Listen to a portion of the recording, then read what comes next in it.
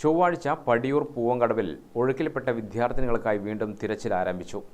ചാലോട് എടയന്നൂർ സ്വദേശിനി ഷഹർബാന, അഞ്ചരക്കണ്ടി സ്വദേശിനി സൂര്യ എന്നീ വിദ്യാർത്ഥിനികളാണ് ഒഴുക്കിൽപ്പെട്ടത്. ചൊവ്വാഴ്ച രാത്രിയിലും തിരച്ചിൽ നടത്തിയെങ്കിലും കണ്ടെത്താൻ സാധിച്ചിരുന്നില്ല. ഇരിട്ടിക്കടുത്ത പടിയൂർ പൂവങ്കടവിൽ ചൊവ്വാഴ്ച വൈകുന്നേരം 5 മണിയോടെയായിരുന്നു സംഭവം. തുടർന്ന് ഇരിട്ടിയിൽ നിന്നുമെത്തിയ ഫയർഫോഴ്സും നാട്ടുകാരും തിരച്ചിൽ നടത്തിയിരുന്നു. രാത്രിയിലും തിരച്ചിൽ നടത്തിയെങ്കിലും കണ്ടെത്താൻ കഴിയാത്ത സാഹചര്യത്തിൽ തിരച്ചിൽ അവസാനിപ്പിക്കുകയായിരുന്നു. തുടർന്നാണ് ബുധനാഴ്ച രാവിലെ തന്നെ സംഘം വീണ്ടും തിരച്ചിൽ ആരംഭിച്ചത്.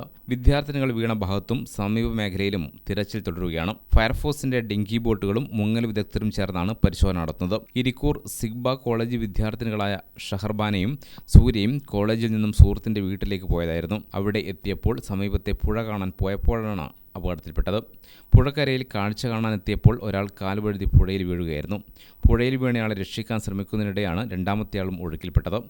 സമീപം മീൻ പിടിക്കാനെത്തിയവർ വിദ്യാർത്ഥികളോട് പുഴയിലേക്ക് ഇറങ്ങരുതെന്ന് നിർദ്ദേശിച്ചിരുന്നുവെങ്കിലും ഫോട്ടോ എടുക്കാൻ ഇറങ്ങിയപ്പോഴായിരുന്നു അപകടം. ഇരിക്കൂർ പോലീസും സ്ഥലത്ത് തുടരുന്നുണ്ട്. ഗ്രാമിക ന്യൂസ്, മട്ടന്നൂർ.